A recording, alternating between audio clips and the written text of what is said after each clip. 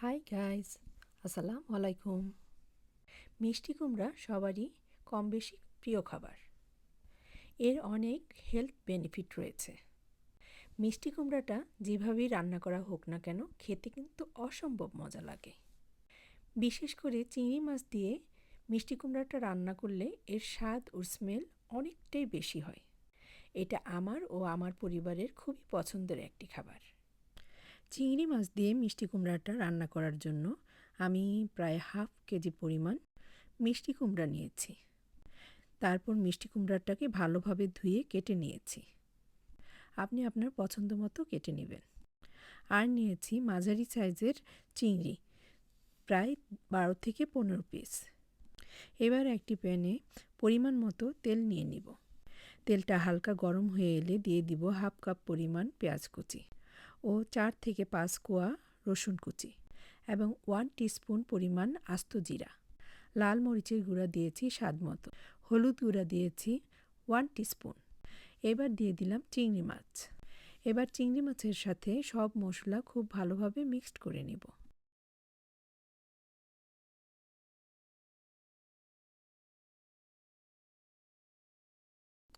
Mixed করা হয়ে গেলে ঢাকনা দিয়ে রান্না করব প্রায় 2 থেকে 3 মিনিট। আর চুলার হিটটা থাকবে মিডিয়াম টু হাইয়ের মাঝামাঝি। 2 থেকে 3 মিনিট পর ঢাকনাটা খুলেই দিয়ে দিব কেটে রাখা মিষ্টি কুমড়া। আবারও সব কিছু খুব ভালোভাবে মিশিয়ে নিব।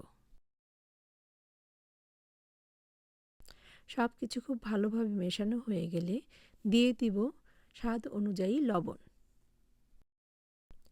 এবং আধা কাপ পরিমাণ পানি।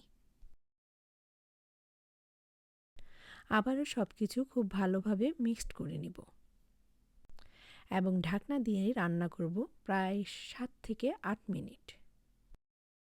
চুলার হিটটা কিন্তু মিডিয়াম টু হাইয়ের মাঝামাঝিই থাকবে।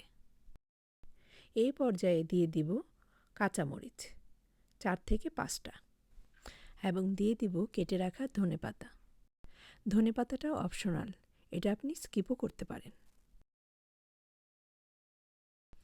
আবারও সব কিছু উল্টিয়ে পাল্টিয়ে খুব ভালোভাবে মিক্সড করে নেব এবং ঢাকনা দিয়ে অপেক্ষা করব 2 থেকে 3 মিনিট। চুলার হিটটা থাকবে লো।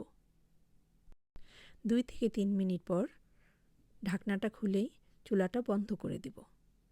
আর সেই সাথে তৈরি হয়ে যাবে মজাদার সুস্বাদু চিংড়ি মাছ দিয়ে মিষ্টি কুমড়া ভাজি।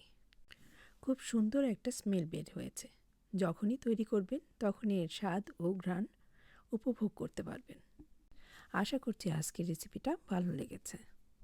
ভালো থাকুন, সুস্থ থাকুন। আল্লাহ হাফেজ।